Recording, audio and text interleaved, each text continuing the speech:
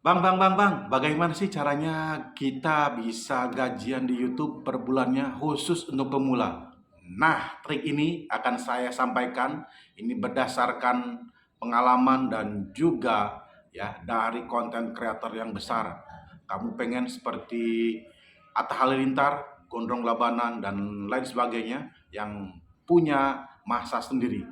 Nah, di sini akan kita kupas apa saja yang harus kita siapkan, apa saja harus kita lakukan untuk mencapai gaji per bulan ya, dan kita bisa menjadi YouTuber sukses.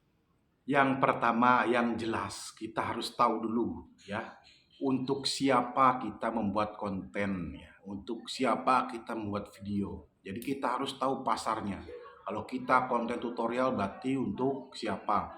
Konten sepak bola atau olahraga untuk siapa? Nah, kita tentukan dulu untuk siapa biar kita tahu fokus ke depannya kita membuat konten yang satu tema dan terus bisa menjadi branding untuk kita tentunya. Khususnya kita bisa lihat kan di channel-channel besar ya, dia bisa mempunyai branding itu karena apa? Dia tahu dan bisa fokus kepada siapa ya penontonnya yang akan dia tuju. Jadi kalau konten kreator belum tahu buat siapa videonya ini nanti ditujukan, masih bingung. Nah, kita harus belajar dulu dan kita harus memperbaiki channel kita. Intinya kita harus tahu dulu ya. Dan kedua, kita harus tetap berkreasi ya. Untuk apa? Jadilah seseorang yang mempunyai ciri khas diri sendiri atau unik ya, dan bisa membedakan dari konten kreator yang lain. Walaupun temanya sama, tapi kalau kita punya kepribadian unik dan segala macam dalam hal menyampaikan dan segala macam, itu akan menjadi nilai plus. Karena apa? Satu channel bisa berkembang karena apa? Dari konten kreatornya itu sendiri ya. Jadi konten kreator itu menjadi sorotan sebenarnya ya. Bagus tidaknya kalau kita tidak bisa menyampaikan dengan cara yang lugas segala macam, pakailah dengan cara-cara yang kita pakai dan itu akan menjadi unik. Ataupun kita dengan mungkin ada yang logat kedaerahan, logatnya bahasa Jawa atau bahasa Sunda, dan kita masih nyampur. Nah, itulah menjadi salah satu ciri khas untuk channel kita ya. Kita kembangkan. Kita bisa begini caranya, kita bisa lihat di channel yang temanya sama dengan kita dan kita bisa tiru ya.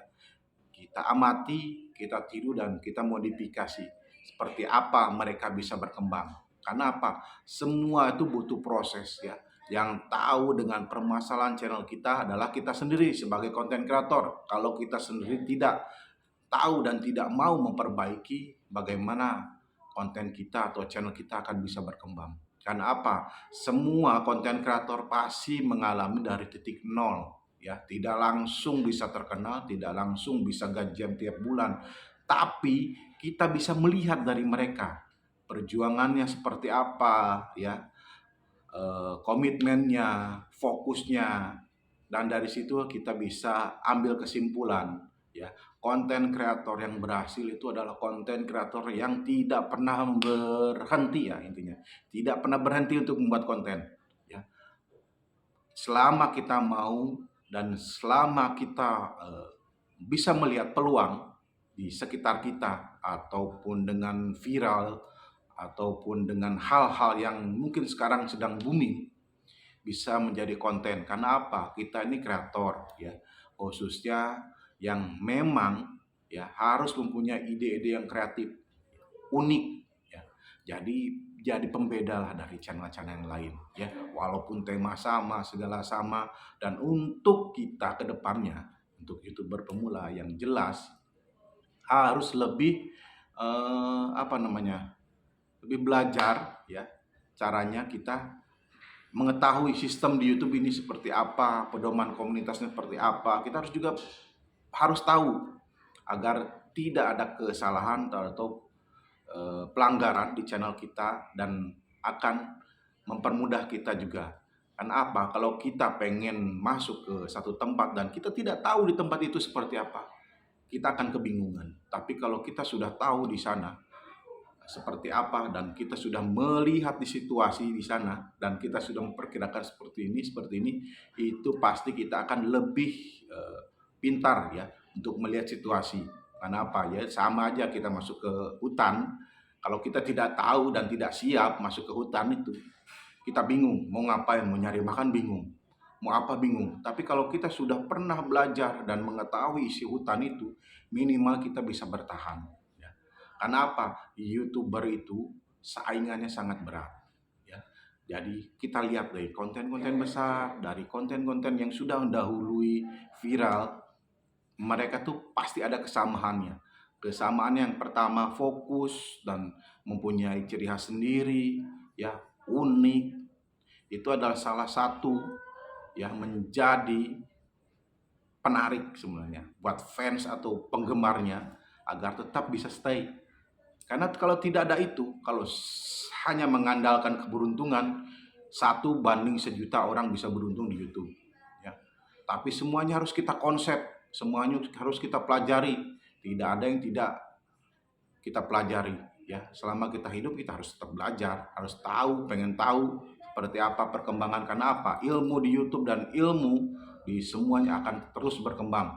Ya, kebutuhan penonton akan terus berubah. Nah, disitulah kita harus pandai-pandai melihat peluang, khususnya yang pemula. Karena apa? Pemula ini biasanya kalau udah ngerasa channelnya sepi, aduh, udah dia males ngoreksi channelnya sendiri. Dia tidak tahu apa kesalahan di channelnya, kenapa bisa sepi. Apa karena dia asal-asal upload saja, bang, saya yang penting upload. Memang yang penting upload, tapi kalau terus-terus gitu ya tidak akan berkembang karena kita tidak mau belajar. Intinya tidak mau belajar dari kesalahan kita yang dulu. Tapi kalau kita sudah mengalami kesalahan, pasti akan lebih pintar untuk mengatasi masalah-masalah yang akan datang di kedepannya. Dan itu bisa menjadi bekal untuk kita bisa gajian nanti setelah kita monetisasi dan bisa lebih berkembang. Cita-cita kan bisa gajian tiap bulan ya, ya minimal lah UMR-nya Indonesia lah ya. Berapa sih? Nah, kalau udah itu kan lumayan. Mungkin sekarang kita masih di ibaratnya disinggung sama orang, aduh, YouTuber gimana YouTuber kayak gitu. Tapi kalau waktu yang bisa menjawab itu kita harus tunjukkan pada mereka kalau kita ini bisa seperti itu. Jadi jangan menyerah dulu ya. Intinya kalau memang mau sukses di YouTube, fokus, perbaiki diri, cari hal-hal yang unik dan membuat branding buat channel kita. Ya, semoga apa yang saya sampaikan bisa menjadi sedikit motivasi